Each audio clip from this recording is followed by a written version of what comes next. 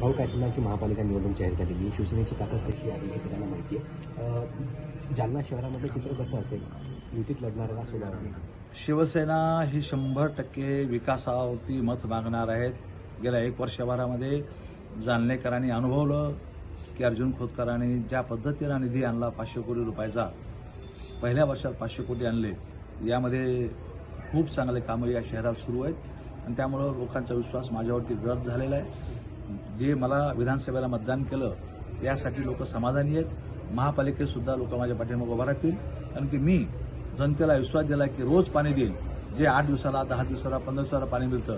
मी 35 MLDचं filter bed बांधायला घेतलं आणि ते जवळपास पूर्ण तयारी झालं आणि आता काही दिवसामध्ये 35 MLDचा पाणी पुरवठा जाणलेला होईल आणि रोज पाणी शहराला मिळू शकेल. जालन्यात भाजपा स्वभाव लढण्याची तयारीत आहे.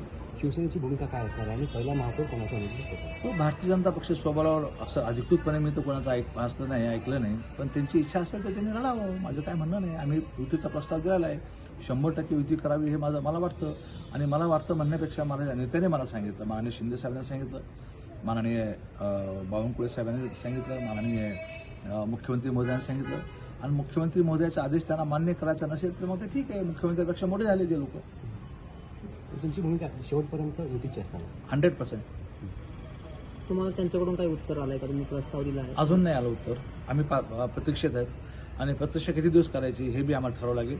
आम्हाला आता अल्टिमेटम द्यावंच लागेल. भाऊ, तुम्ही उमेदवार जाहीर करून टाकलाय, त्यामुळे काही युती होण्यासाठी बाधा येऊ शकते का? हो, मी माझ्या पक्षाचा उमेदवार जाहीर करायचा अधिकार मलाच आहे ना. त्यांनी त्यांच्या पक्षाचं जाहीर करावं, इतरांनी इतरांच्या पक्षात जाहीर करावा.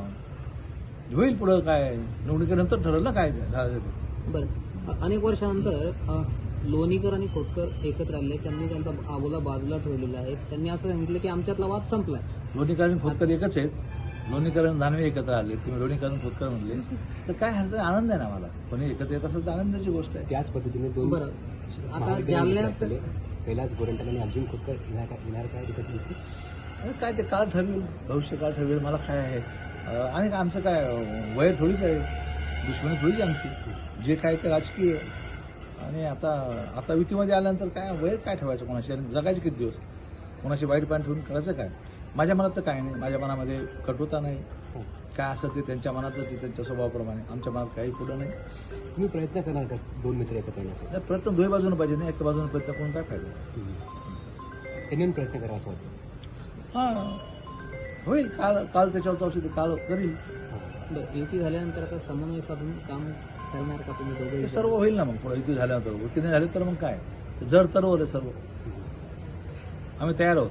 ज्यांना महापालिकेचा पहिला महापौर कोणाचा असतो? शिवसेनेचाच होईल. थँक्यू.